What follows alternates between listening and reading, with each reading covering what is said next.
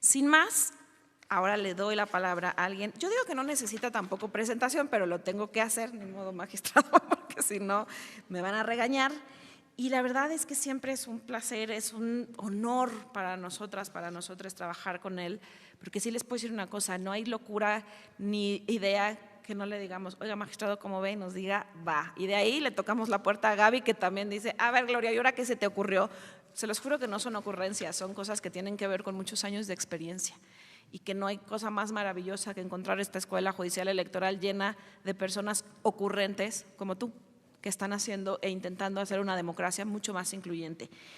Les cuento quién es el magistrado Felipe de la Mata Pizaña. Es abogado por la Escuela Libre de Derecho con mención especial. Estudió la maestría en Derecho en la Universidad Iberoamericana, el doctorado en el Derecho en la Universidad Panamericana, en la cual obtuvo mención honorífica, y el doctorado en Derecho y Libertades Constitucionales reconocidas en la Universidad de Castilla y La Mancha, en la que obtuvo mención cum laude. A propuesta de la Suprema Corte de Justicia de la Nación, el Senado de la República lo eligió magistrado electoral en la Sala Superior del Tribunal Electoral del Poder Judicial de la Federación por un periodo de 9 años. Su gestión inició el 4 de noviembre de 2016. Sin más, bienvenido, magistrado. Muchas gracias, doña Gloria. El tema que hoy nos reúne me hace plantear varias reflexiones.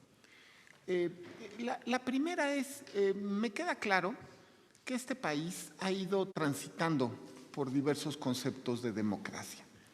Me queda claro que en la parte relativa de la Constitución, en los artículos 40 y 41, se define el tipo de democracia que pareciera que somos.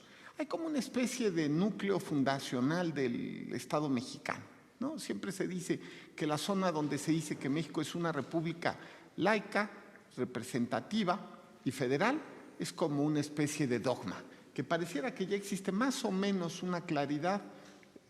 Claro, nos tardamos bastante tiempo, décadas completas, para poder llegar a esa claridad de que ese era el tipo de gobierno que queríamos. Y pareciera que ese dogma no ha cambiado o no va a cambiar. Sin embargo, también quiero poner algunas líneas. Me parece que ha ido cambiando el concepto de democracia en México. Es decir, efectivamente ha sido una fórmula de democracia representativa al principio, una democracia electoral, muchas veces copiando los sistemas anglosajones. Sin embargo, también es verdad que en los últimos años, con la llegada de estas nuevas instituciones, la consulta popular, por supuesto la revocación de mandato, se ha temperado la representatividad en la propia democracia. Bueno, ahora se habla de que pudiera ser más bien una democracia participativa. Puede ser. Tendremos los que damos, digamos así, los profesores de constitucional que seguir debatiendo con nuestros alumnos si esto es así. Pero me parece que más bien en los últimos años, y no gracias al trabajo de los legisladores ni del constituyente permanente, México ha ido transitando de ser una democracia representativa o participativa a una democracia inclusiva. A ver, no hay que hacerse bolas.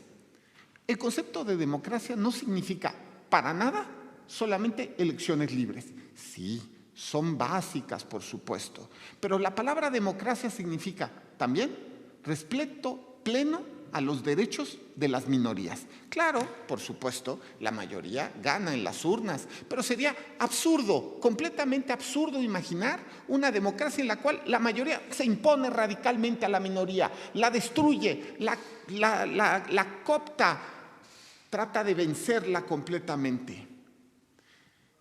Pensamientos así nos llevaron a los fascismos de la primera mitad del siglo XX. Mirar el mundo de esa manera no es ni justo ni correcto, y la historia nos lo ha demostrado. Una democracia donde los derechos de todas las personas se encuentren respetados. Una democracia donde las minorías puedan hablar respecto en plano de igualdad con la mayoría. Por supuesto, no estoy diciendo que no se ejerciten los derechos de la mayoría. Estoy diciendo que se haga, en su caso, respetando los derechos de las minorías. Y esta fórmula básica de pensamiento y de aceptación, por supuesto, no ha estado en la mente de los partidos políticos ni de los políticos. Porque hoy, si fuera ese el caso, estaríamos hablando de una reforma electoral que tenga como base fundamental el ejercicio de los derechos humanos. Por supuesto, en mi experiencia, y solo llevo 25 años trabajando en el Tribunal Electoral, los partidos políticos están preocupados por sus problemas. Por supuesto, sus problemas. Financiamiento, la fiscalización, que cada día se vuelve más complicada. Por supuesto, los órganos electorales. ¿Quiénes son? El tema es quiénes son, y solo es eso. Pero a nadie le preocupa, de verdad, el ejercicio de los derechos de las personas. A nadie le preocupa, o pareciera, que efectivamente se lleven las agendas de las minorías al gobierno, es decir, a la toma de decisión. Y me parece justamente que eso es lo que ha pasado en los últimos años, repito, no gracias a la partidocracia mexicana, sino al trabajo del Tribunal Electoral y del Instituto Nacional Electoral. Voy a hacer una breve reflexión en torno a la línea de jurisprudencia de personas con discapacidad para que ustedes se den cuenta cómo este tribunal ha aplicado los principios constitucionales para hacerlos vigentes y reales. Por supuesto que, como le digo a mis estudiantes de licenciatura, el legislador siempre tratará de sujetar el cumplimiento de la Constitución. Tratará, si puede hacer, de impedir que se cumpla la Constitución. Por supuesto, porque al final del día su lógica es partidista y de mayorías. Pero tendrán que ser los jueces, con el poder contramayoritario, los que consigan que los derechos humanos y la Constitución se hagan realidad. Los principios que están en la Constitución. Mire, es el tema que se encuentra justamente en cuestión y que estamos analizando, comienza con una sentencia que por supuesto fue, me parece, la sentencia de la sala especializada, cuyo ponente fue el entonces magistrado Clicerio Coello, en el cual se estableció que las personas con discapacidad auditiva tenían derecho a que la propaganda electoral tuviera justamente subtítulos.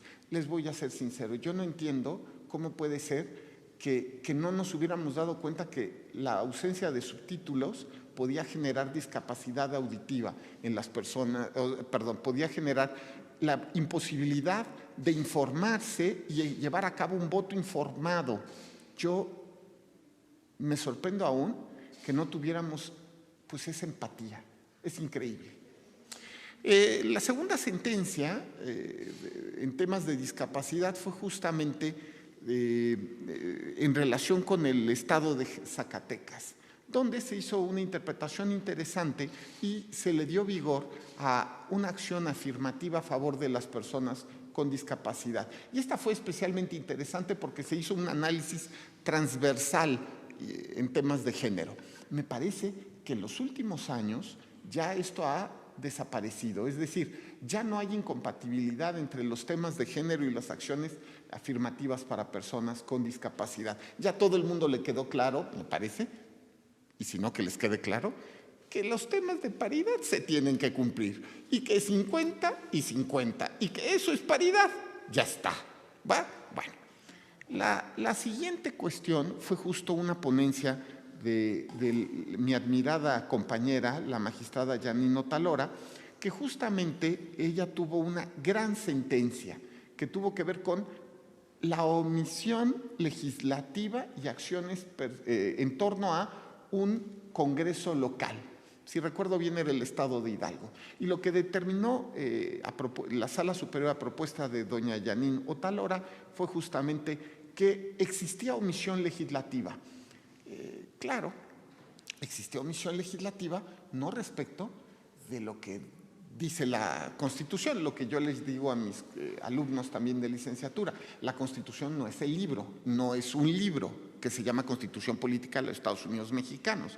Algunas partes, muchas, pueden ser la Constitución, pero no solo es Constitución lo que está en ese libro.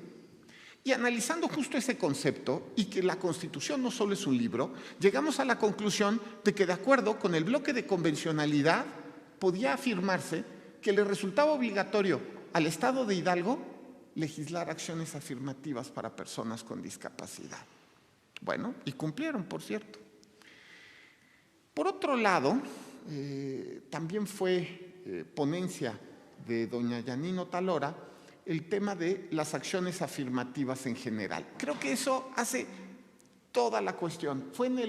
Fue justamente para la elección de 2021. Se presenta la impugnación con el agravio de que no estaban reguladas estas acciones y en ese momento, y ante la imposibilidad de ordenar legislar, porque recuerden que nos encontrábamos justamente en el periodo de, digamos así, de veda legislativa electoral en términos del artículo 105 de la propia Constitución, se ordena al INE establecer las acciones afirmativas.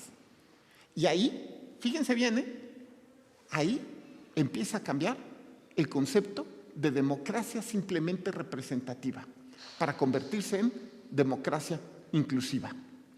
No, el libro no dice eso, pero crear acciones afirmativas para que las agendas de las minorías estén representadas, me parece que justamente es de los pensamientos más incluyentes que puede haber. El tribunal obliga, porque fue así, al sistema a cambiar. Y el INE lo hace muy bien, porque lo que hace es generar acciones afirmativas específicas para que puedan llegar personas con discapacidad al ejercicio del poder. Miren, yo de verdad que solo siento admiración por las personas que viven con una discapacidad. Primero, yo le platicaba a doña Gloria que yo solo tengo 10 dioptrías, es decir, yo estoy casi ciego, tengo la mitad de mi visión perdida. Entonces, no canto victoria y no sé si dentro de 5 o de 10, pero puede ser, ¿no? Entonces, primero, tenemos que darnos cuenta que todos los que no nos sentimos discapacitados o personas con discapacidad, mañana podemos estar sufriéndolo. Tenemos que tener fórmulas razonables en las cuales haya, una plena inclusión. Es que lo que es increíble es que nadie se preocupe por estos temas. Bueno, ahora voy a seguir con esta misma lógica.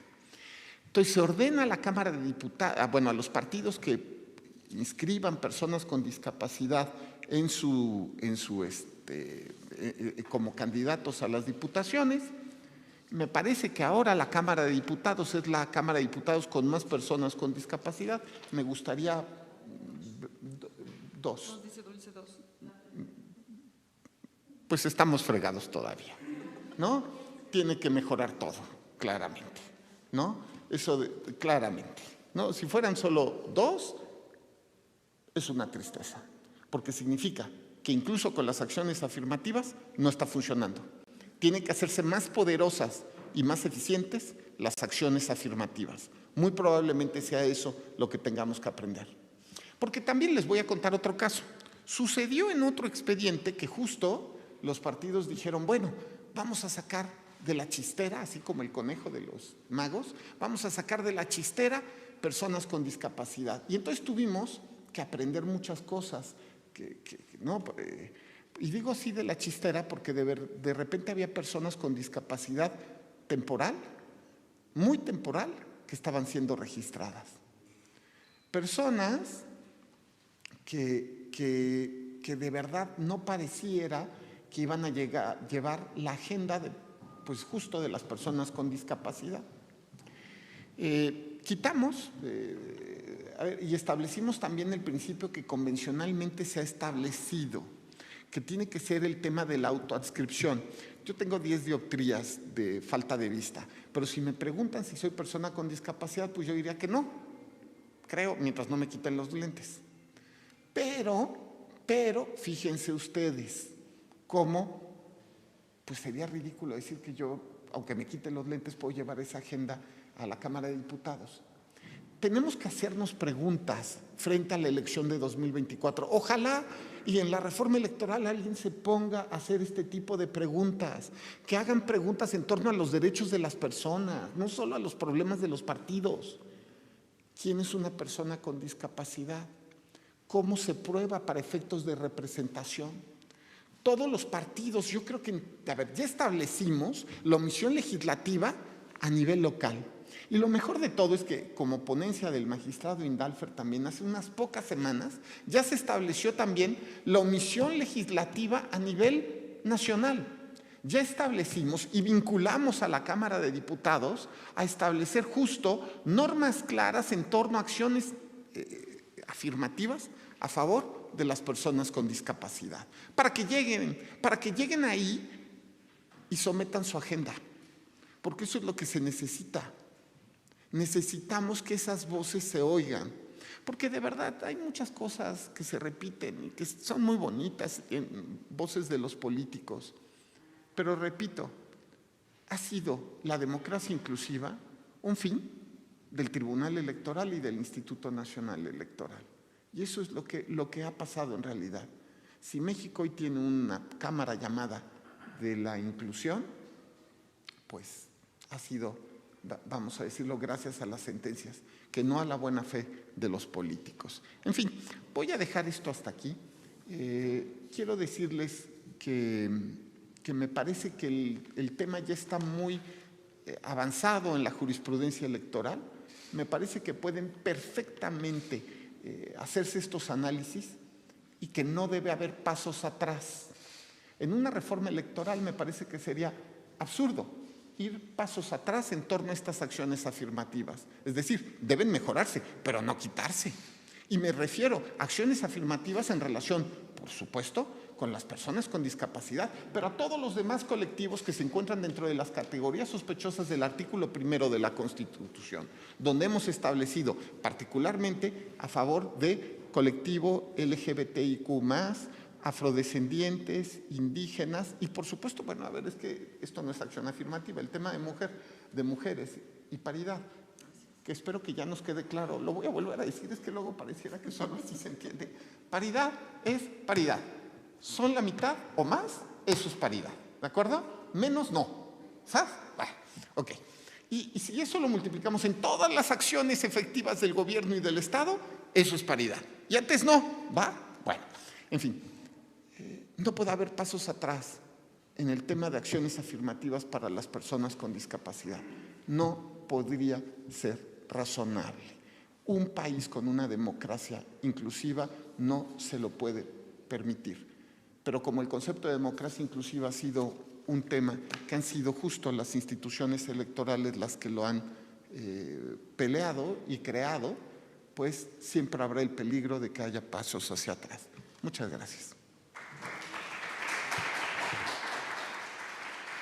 Muchísimas gracias. Creo que al final también nos vamos con una reflexión que es, si está la acción afirmativa, ¿por qué solo llegan 2 personas con discapacidad a la Cámara? Les tengo una propuesta de respuesta. ¿Por qué no estamos haciendo una educación cívica que incluya y que haga que la ciudadanía entienda que estas personas no les vamos a regalar ni les vamos a regatear, es su derecho y que tienen la capacidad de hacer las cosas? Entonces, si no hacemos esa dupla y si no cerramos esa pinza en la que la formación y construcción de ciudadanía haga que estas personas sean sujetas de derechos, miradas como sujetas de derechos, podemos hacer todas las acciones afirmativas que ustedes quieran, ¿eh? Incluso pasa en paridad. Ok, ya estamos 50% en la lista, sí, pero ¿votan por nosotras? ¿Quién vota por nosotras?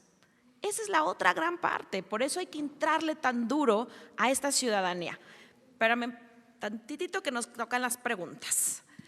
Tenemos unos minutitos para preguntas, dudas, angustias, pero en verdad les pido que sean súper puntuales, o sea, 1 minuto, porque si no, no nos va a dar tiempo. Vamos a dar un espacio aquí en las personas que nos están acompañando y otro espacio en la plataforma. ¿Alguien quiere hacer una duda, pregunta, angustia? Aquí tenemos una duda, allá tenemos una, bueno, no sé qué sea, pero tenemos 2 participaciones. Les suplico que sea 1 minutito, por favor. Y si es una pregunta, ¿a quién va dirigida? Gracias. Sí, bueno, al magistrado. Tuve la oportunidad de estar la semana pasada en una actualización de partidos políticos y, bueno, durante los días que se estuvo no se manejó este tema, ¿no?, de inclusión, sobre todo a incluir creo que será interesante en los siguientes partidos que de verdad creo que no tienen este partido sí tiene un representante federal y tiene una secretaría dentro de su organismo nacional y también local. Creo que será muy interesante, ¿no?, que se tocara este tema a punto, porque tocaron el tema de género y minorías, pero de este tema no recuerdo haber escuchado. Esa sería una. Y la otra, bueno, es muy genial, ¿no?, hay normas, sobre todo, pues, por ejemplo, hablando de la norma 25, y en este caso es para la persona, el maestro del ISM, pues que no seamos tan correctivos, ¿no? Esta norma es como inclusión laboral. Yo tuve por ahí una situación y checando el tema, el ISM lo tiene, pero nadie sabe. O sea, nadie sabe, nadie sabe que tiene esta inclusión laboral. Yo me metí, chequé, nadie sabe. Es triste, creo que no hay que ser tan correctivos, hay que ser más preventivos y hay que tener esa mirada de post-implementación, le podría llamar yo, pues dar seguimiento a que lo que está se use. Yo escuché al magistrado en su inicio la semana pasada, y todo lo que él platicaba, ahí está, o sea, lo hace el penal, ¿no?, de reparación de daños y demás, pero en el electoral no sé qué tan sea así, pero yo creo y voy a lo mismo, ¿no? Hay que ser más, no hay que ser correctivos, hay que ser más preventivos y hay que tener esa mirada de pos para que se pueda trabajar. Gracias. Gracias a ti. Creo que teníamos otra participación aquí atrás.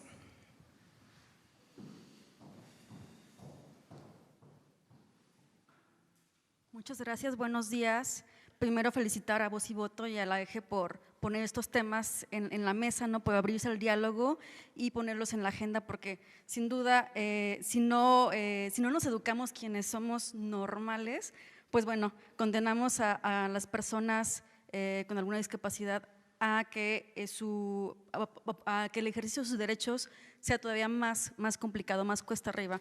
¿Y por qué lo digo? Ahorita un poco sobre el tema que nos comentaba doña Gloria de por qué no pueden hacer efectivos sus derechos, pues también es porque sin duda en una ciudad o en un país y en un mundo con problemas de movilidad, las personas con discapacidad, aun y cuando tengan toda la seguridad en sí mismos, todas las ganas de participar en política, en cualquier situación, lo cierto es que necesitan de quienes están en su entorno, de sus familiares, cuidadores, para que puedan también acudir. Por ejemplo, si alguien quiere ser candidata, candidato, pues la verdad es que ahorita no lo pueden hacer sin un entorno familiar o de amistades, social, que los apoye, ¿no? Y si no tenemos una educación, las personas que estamos, o bueno, que nos consideramos pues sin una discapacidad o normales, si no estamos conscientes de que también en nosotros está el poder darles este apoyo, pues creo que no podríamos avanzar como sociedad, ¿no? Saber que esto es un tema que nos incumbe absolutamente a todos y a todas, ¿no? Y la verdad es que por eso felicito mucho que se pongan estos temas en la agenda, porque a veces hasta que no tenemos una persona en nuestra cercanía con una discapacidad es que nos volvemos sensibles o tratamos de educarnos o entender estos temas, y no debería ser así. O sea, sin duda, todos y todas tendremos que estar como muy atentos a ese tema y ponerlo en la mesa y seguir dialogando y estar conscientes de cómo podemos aportar en ello. Entonces, solamente era una angustia que quería poner en la mesa. Gracias. Muchas gracias. No sé si quieran compartir algún comentario con respecto a nuestra primera pregunta. Bueno, comentario. Adelante, magistrado. Aprovechando, ahorita seguramente escucharemos al consejero Huesca y a los otros participantes. Yo de verdad creo que a mí lo que me gustaría sería ver esta sensibilidad en la reforma electoral de la Cámara de Diputados. Queremos tener políticas reales para las personas con discapacidad. Necesitamos diputados, al menos diputados, que sean personas con discapacidad. Es indispensable. Nadie va a hacer otra agenda mejor que ellos. Yo podría tener personas con discapacidad a mi lado, o que fueran mis hijos, lo que sé, y podría yo luchar, pero nadie lo entiende mejor que ellos. La verdad es que tiene que empoderarse a esta ciudadanía. Y por supuesto también darnos cuenta, nosotros los que no sufrimos discapacidad, que tenemos justo, que le debemos a esta población en situación de desventaja, pues le debemos un pleno ejercicio de sus derechos. Es decir, no les estamos regalando nada. Es parte de un concepto democrático contemporáneo. Derechos humanos y democracia tienen que ser conceptos unidos de manera vinculante. No hay democracia sin derechos humanos, así de simple. Y eso es lo que cualquier constitucionalista moderno diría. Algo que quieras decir, consejero Huesca, perdón. Gracias, querida Glo. Pues a mí me gustaría nada más un poco sí redundar en la idea de avanzar en la autonomía de las personas con discapacidad en las tres vertientes, en la forma de ejercer el sufragio. Me refiero cuando ejercen el sufragio no solamente en el momento físico, en la documentación, en los materiales electorales, sino también al momento de un voto informado. Hemos visto también los avances que hemos tenido al subtitular los spots publicitarios de los partidos políticos, de las autoridades electorales.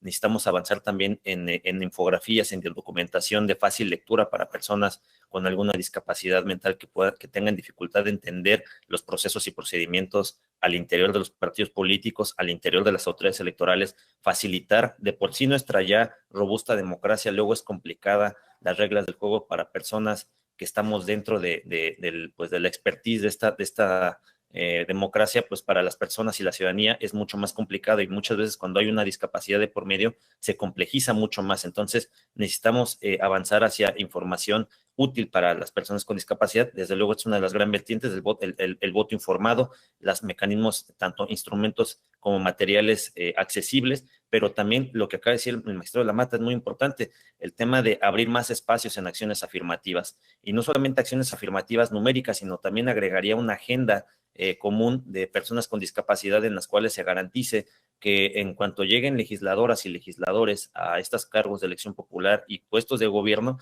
se empiece a legislar, se empiece a gobernar con perspectiva de personas con discapacidad, para hacer cada vez ciudades mucho más inclusivas, mucho más amigables, y desde luego normas mucho más amigables también para este propósito. Muchísimas gracias. Con esto terminaríamos, no sin antes, a mí me encanta, como saben, el arte, y me quiero despedir con esta frase que dice: pies para qué los quiero si tengo alas para volar. Eso lo escribió Frida Kahlo en 1953 en uno de sus cuadros, y creo que nos da un gran ejemplo de cómo la discapacidad, y no es romantizarla ni mucho menos, ojo, es simplemente entender una forma de mirarla. Esa frase la escribió un año antes de morir, por ejemplo, ¿no? Muchas gracias, Lucy. Simplemente anuncio parroquial, quédense en nuestra siguiente mesa, que es: ¿qué efecto han tenido las acciones afirmativas para promover la participación política y electoral de las personas con discapacidad? Wendy Jarquín hará las veces de moderadora espléndidamente, como siempre. Dulce, Víctor Hugo, Juan Ignacio, María del Mar, muchas gracias por estar aquí el día de hoy, y muchas gracias a ustedes por acompañarnos. Muchísimas gracias, y en efecto, les invitamos muy cordialmente a que sigan con nosotros en la transmisión. ¿Qué efecto han tenido las acciones afirmativas para promover la participación política y electoral de las personas con discapacidad? Además, queremos hacer entrega de los reconocimientos que, bueno, al final de cada mesa de este ciclo de encuentros se ha vuelto ya una costumbre hacer entrega de estos reconocimientos de manera presencial a quien nos acompaña en la Escuela Judicial Electoral, en el Aula Magna José Fernando Franco González Salas, y desde luego haremos llegar los reconocimientos a nuestros distinguidos invitados que esta ocasión nos acompañaron desde el Perú, desde Madrid, y a nuestro amigo el consejero Mauricio Huesca. La fotografía oficial para cerrar esta transmisión, la invitación a continuar después de una muy breve pausa con la siguiente mesa. Por su atención, gracias.